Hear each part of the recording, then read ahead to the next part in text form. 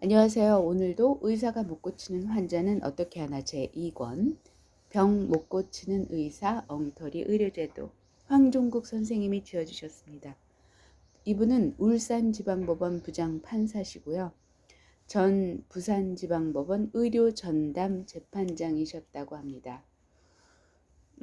어제 이어서 들려드리면요. 치료 방법과 치료자를 선택할 권리가 절대적 기본권이라면 이를 제한하는 의료법 제25조 제1항은 그 자체만으로도 당연히 위헌이다.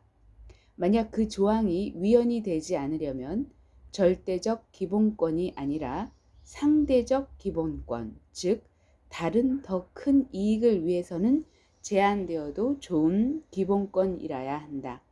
그렇다면 환자의 위와 같은 기본권보다도 더 우월한 다른 이익이라도 있다는 말인가? 우선 의료법이 의사들의 이익을 보호하고 있음은 명백하다. 그러나 그것으로는 환자의 생명권을 우월할 수 없음이 자명하다. 그러므로 다른 이익이 있어야 할 것이다.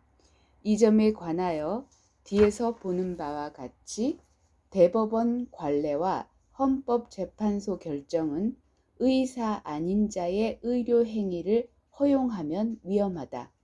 즉 환자의 건강과 생명을 침해할 위험성이 높다는 것을 입법의 타당 이유로 들고 있다. 의사 면허를 가진 자에게 치료권을 독점시키는 것이 국민의 건강과 생명을 지키는 길이라는 취지이다. 언뜻 들으면 타당한 것처럼 들릴지 모른다. 특히 병에 걸려 의사에게 갔으나 낫지 아니하여 고생해본 경험이 전혀 없는 사람들은 교육을 통해서 병나면 의사에게 가야 된다고 세뇌된 지식밖에 없어서 추상적, 형식적으로만 생각할 것이므로 더욱 그렇다. 그러나 구체적, 현실적으로 보면 이 입론이야말로 얼마나 부당하기 짝이 없는 궤변인가. 의사 아닌 사람의 치료 행위를 무조건 금지하는 것이 국민의 건강과 생명을 지키는 길이라는 입론은 도대체 어떤 구체적인 근거에 기초한 것인가? 우선 이 입론이 타당하려면 다음 몇 가지 점이 밝혀져야 할 것이다. 첫째, 일반적으로 무면허자의 치료 행위에 의하여 생명이 침해당하는 비율이 생명이 구제되는 비율보다 더 높다는 것이 밝혀져야만 한다. 이는 민중의술의 치료 효과에 관한 문제이다. 둘째, 일반적으로 뿐만 아니라 구체적인 치료 행위의 종류와 유형별로 보더라도 그러하다고 인정되어야 한다. 세상에는 수도 없이 많은 치료 방법이 존재하는데 어떤 것은 정말로 위험한 것이 있는 반면에 어떤 것은 누가 하더라도 안전한 방법이 있다. 예컨대 서양 의학적 치료는 본래 지극히 인공적이고 미분적인 방법에 의존해온 탓으로 매우 복잡하고 위험하기 때문에 의과대학에서 배우지 않으면 따로 배울 곳이 없고 따라서 의사 아닌 자에게 시술을 허용할 경우 생명이 침해당할 가능성이 훨씬 많다는 것은 거의 상식적이다.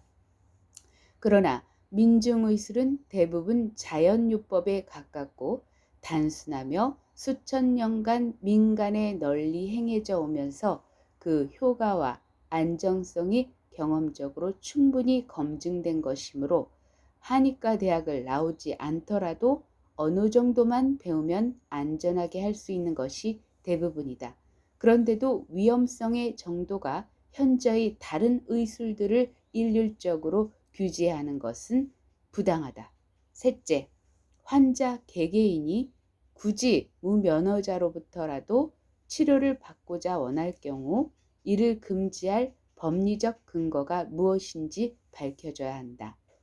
생명은 그 사람에게는 절대적인 것이므로 원천적으로는 생명권, 무면허자의 의료 행위에 의하여 회복되는 생명과 생명권, 무면허자의 의료행위로 침해받는 생명권이 대립하는 경우 설사 후자가 다수라 해도 그 다수의 생명이 전자인 한 사람의 생명보다 항상 우선해야 된다는 논리는 성립할 수 없기 때문이다.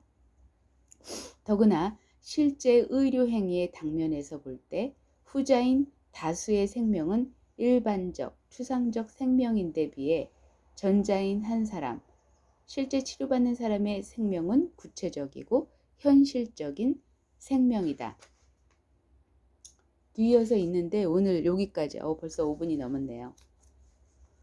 흥미진진한 이야기들이 엄청 많은데요. 오늘도 즐거운 하루 되시고 내일 또 찾아뵙도록 하겠습니다. 감사합니다.